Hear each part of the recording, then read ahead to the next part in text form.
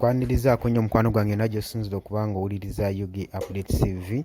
Nkimanyi muli mu ggandalo lya wiikendi, abamu muli ku makyaki, abamu muli mu kwetala ku byakufumba waka ke kaseera mubeere nga abazadde mulaba ku baana bammwe waka, mufeeyo nnyo okubabuuza kino kiri kitya, kino kiriwo ekiti, nga naffe tubaweereza. Mufeeyo nnyo kubanga mubayigiriza ebintu ebigatta bye bakola nga bigatta ku ggwanga lyabwe. Ensonga ezo leero olunaku lwa wiikendi oba olina okuba ng'oli vigilant ku buli kimu. Abazadde mbaanirizaako nnyo yonna gye musinza okuba nga mutuwuliza mmwe abali ku kyeyo, nammwe mukubayo akasimu ne mubuuza ku baana bali batya, ensonga bazikakkalaba batya.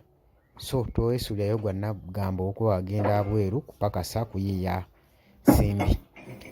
Wandyesanga nga byotawaanira ate nga omala bya mu bulago. Kale baganda bange mbanirizaako ku UG Updates TV, mwebale kwekuumira ku mayengo gano.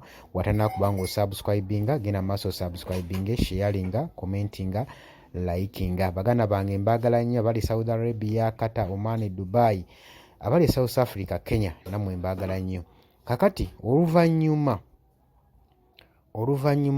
lw'okusikangana omuguwa lwa Embassy ya America ssaako n'omukulu chief wa force w'amagye General Muhoozi Kainerugaba, njukira nti nebibadde bigenda mu maaso oluvannyuma lwa Muhoozi okuvaayo n'agamba nti Pope William, ambassador wa America mu Uganda, awandiike mangu apology ng'agiwa kitaawe Veterland olw'okuyisa mu ggwanga lyabwe amaaso ssaako n'okuyisa Mwami Yoweri Kaguta Museveni amaaso n'okuvvoola constitution y'eggwanga Uganda, agende mu maaso n'okuba nga yeetonda mu bunnambiro ng'olunaku olwa Mande terunnatuuka. Oba si ekyo adipaatinga asibemu obubwe akwate ekkubo ayabulire East Africa.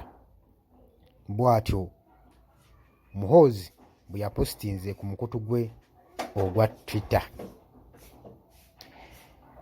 Bino nno byagenze okwogerwa nga US kejje eteekeko natti ku ba government office, ku ba police officers bana nga kiteebereza nti beenyigira mu bumenyi bw'amateeka okutyoboola eddembe ly'obuntu nga bwe baakinya Honorable Francis Zaake mu Namityana municipality ne bamucunya paka kufa.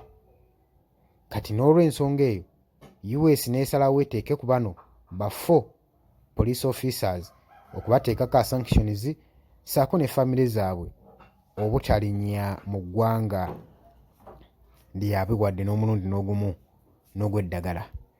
Kaakati ebyo bwe byabadde byakaggwa, General Muhoozi n'apositingirawo ku mukutu gwe ogwa Twitter ng'agamba William Pope abeere ng'awandiikira kitaawe Mwami Yoweri Kaguta Museveni apology, oba si ekyo wanaasukka ku Mande abeere ng'adipaatinga ng'asibamu engugu ze adde ewaabwe butaka obutaddamu wadde kulinnya kigere ku ttaka lya Ssemazinga East Africa.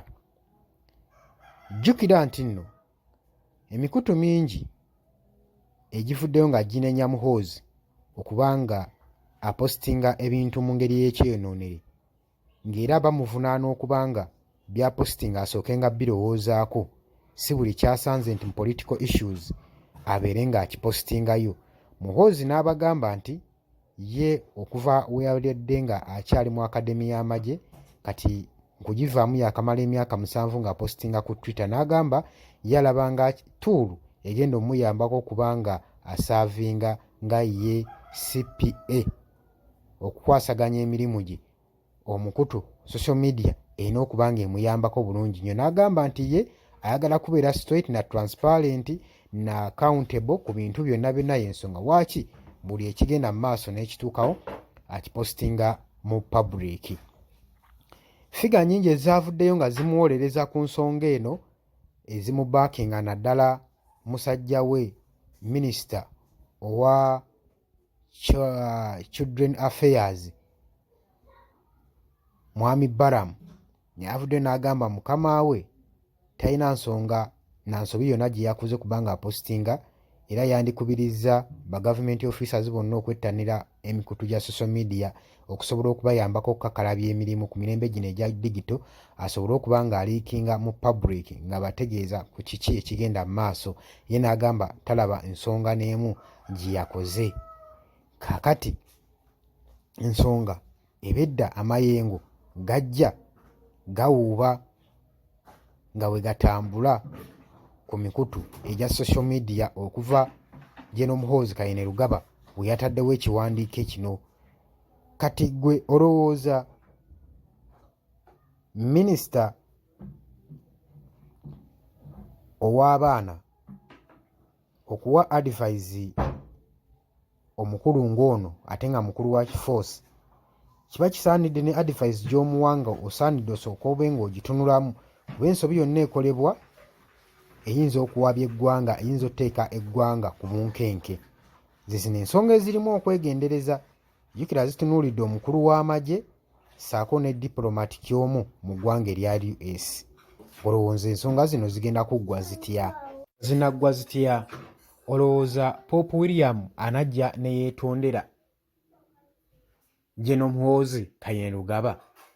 Jangu mu comment section ye otutegeeze wanaaba takoze kyakwetondolooza ki ekiddako. Muhoozi alina obusobozi otuukiriza ekyo ky'ayagala okukola, oba alowooza buli kintu bakikola mu ngeri gye baagala? Jangu mu comment section commentinga, likinga, sharinga.